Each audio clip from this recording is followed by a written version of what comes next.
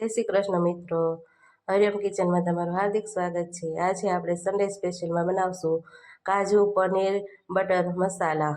તો તેના માટે આપણે ડુંગળી 2 નંગ, ટમેટા 2 નંગ, કાજુ, મરચાં અને પનીર સામગ્રીમાં આ બધું આપણે લીધું છે। કાજુ પનીર બટર મસાલા બનાવવા માટે મેં એક પેનમાં દેશી ગાયનું ઘી લીધું છે। હવે તેમાં સૌપ્રથમ કાજુને ફ્રાય કરી લેશું।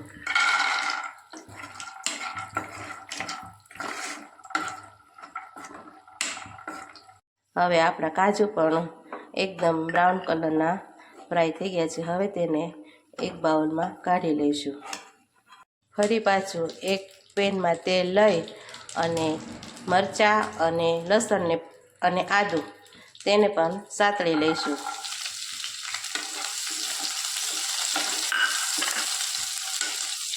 ધીમી તાપે સાતળવા અને ઢાંકી દઈશું।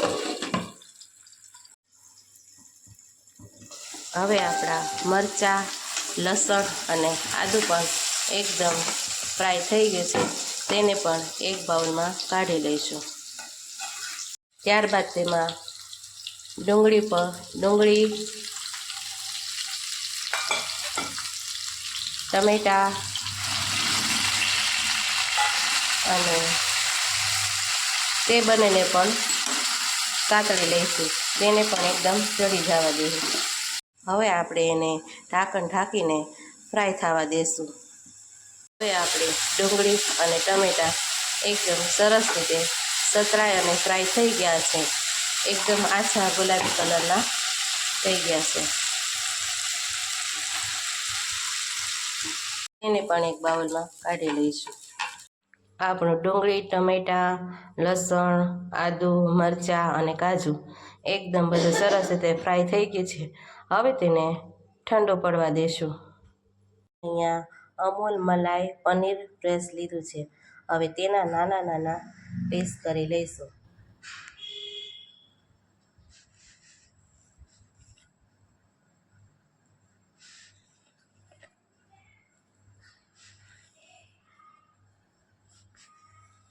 હવે એક બાઉલમાં ધાણા જીરું, મીઠું,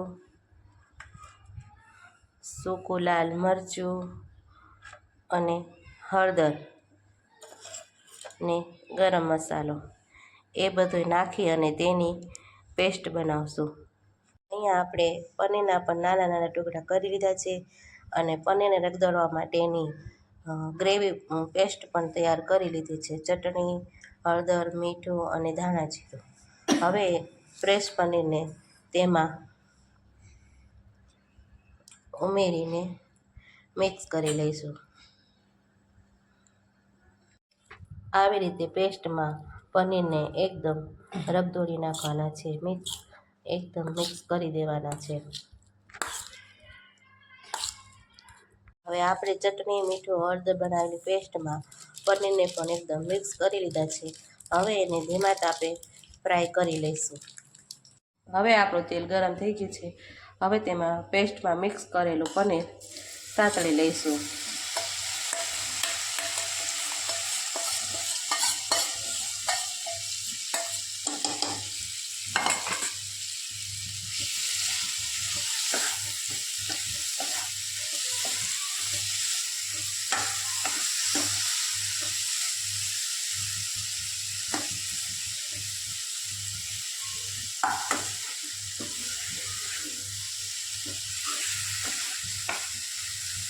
હવે તેને પણ 1-2 મિનિટ માટે ઢાંકીને ચડવા દઈશું।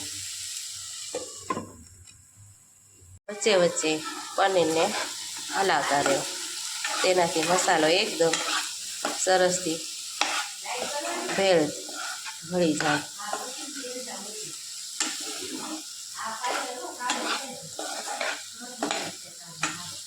હવે આપણું પનીર પણ એકદમ સતળાઈને તૈયાર થઈ ગયું છે। હવે આપણું પનીર પણ એકદમ સતળાઈને તૈયાર થઈ ગયું છે। તેને પણ એક બાઉલમાં કાઢી લઈશું। 1 મિનિટ। હા, બંધ કરતી તો। હા હા, બોલો દીદી। આપણા ડુંગળી ટમેટા સતરાઈ ગયેલા એકદમ ઠંડા થઈ ગયા છે. તેને પણ મિક્સરમાં પેસ્ટ બનાવી લઈશું.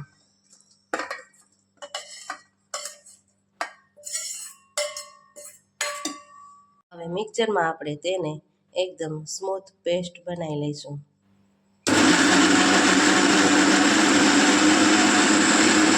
હવે આપણી ડુંગળી ટમેટાની પેસ્ટ તૈયાર છે. તેને પણ એક બાઉલમાં કાઢી લઈશું.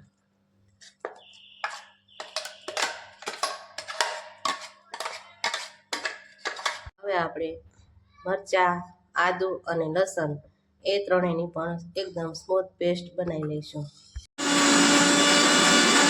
છે આપણી આદુ, મરચાં, લસણની પેસ્ટ તેને પણ એક બાઉલમાં કાઢી લઈશું.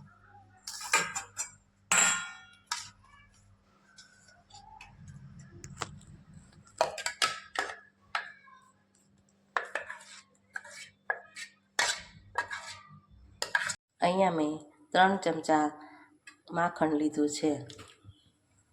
હવે માખણ ગરમ થઈ જાય એટલે તેમાં માખણ એકદમ ગરમ થઈ ગયું છે. હવે તેમાં ડુંગળી અને ટમેટાની પેસ્ટ નાખશું.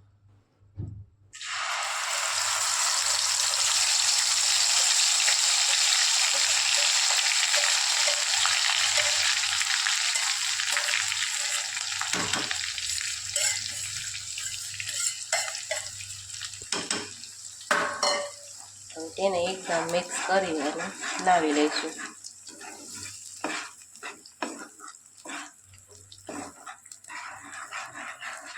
હવે વચ્ચે વચ્ચે તેને સાતળતું રહેવાનું અને હલાવતા રહેવાનું, જેનાથી આપણી પેસ્ટ એકદમ મિક્સ થઈ જાય.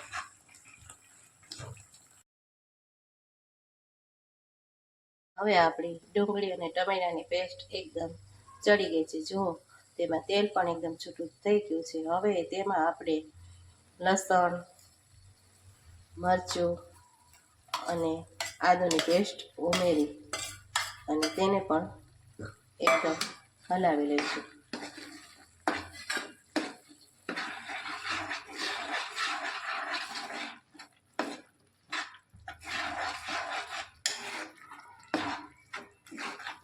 આપણી પેસ્ટ એકદમ કલરફુલ તૈયાર થઈ રહી છે. આપણે કાથરોટમાં પરાઠાનો લોટ બાંધીશું. તેમાં જીરું, આખું જીરું, સ્વાદ પ્રમાણે મીઠું અને 2 પાવડા મોણ ઉમેરી અને રોટલીનો લોટ બાંધીએ તેવો લોટ બાંધી લઈશું. હવે આપણો પરોઠાનો લોટ પણ બંધાઈને તૈયાર થઈ ગયો છે. તેને પણ 10 મિનિટ માટે ઢાંકીને મૂકી દઈશું. હવે આપણે 5-10 મિનિટ થઈ ગયા છે. હવે તેલ નાખી અને લોટને કોણવી લઈએ. હવે ઢાંકીને ખોલીને જોઈ લઈએ કે આપણી ગ્રેવી એકદમ સરસ રીતે ચડી ગઈ છે. અને જુઓ, એકદમ તેલ છૂટું પડી ગયું છે. એટલે આપણી ગ્રેવીની પેસ્ટ એકદમ સ્મૂથ તૈયાર થઈ ગઈ છે. હવે તેમાં સ્વાદ પ્રમાણે લાલ મરચું પાવડર,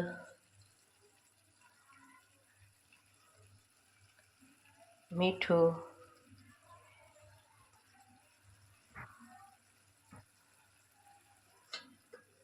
ધાણા જીરું, હવે આપણી ગ્રેવી એકદમ તૈયાર થઈ ગઈ છે. અને હવે તેમાં બટર મસાલા, પનીર, કાજુનો મસાલો એડ કરી દઈશું.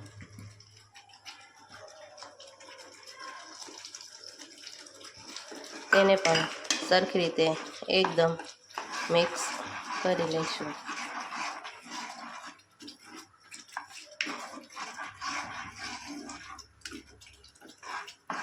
હવે તેને પણ 3 થી 4 મિનિટ માટે ચડવા દઈશું. જોઈ લઈએ કે આપણી ગ્રેવી ચડી ગઈ છે કે નહીં. જો આપણી ગ્રેવી પણ એકદમ ચડી ગઈ છે અને તેલ પણ છૂટું પડી ગયું છે. હવે તેમાં આપણે સાતળેલા પનીર નાખી દઈશું.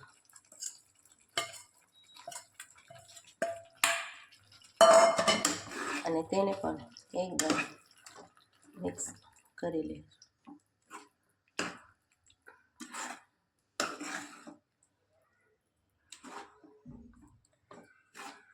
હવે તેને પણ 2 થી 3 મિનિટ માટે મિક્સ થવા દેશું અને ઢાંકણ ઢાંકી દેવું.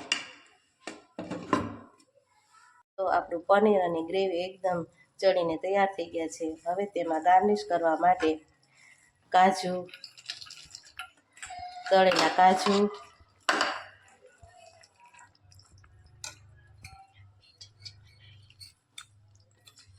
બે ચમચી જેટલી ઘરની તાજી ફ્રેશ મલાઈ,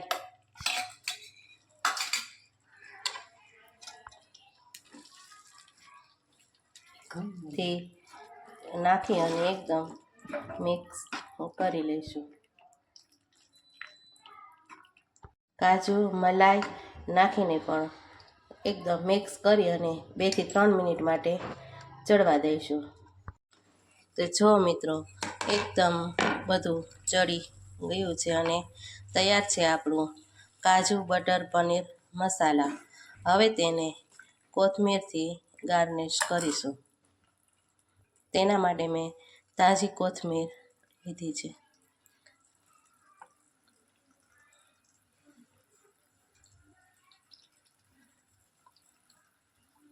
તો તૈયાર છે આપણું કાજુ પનીર બટર મસાલા.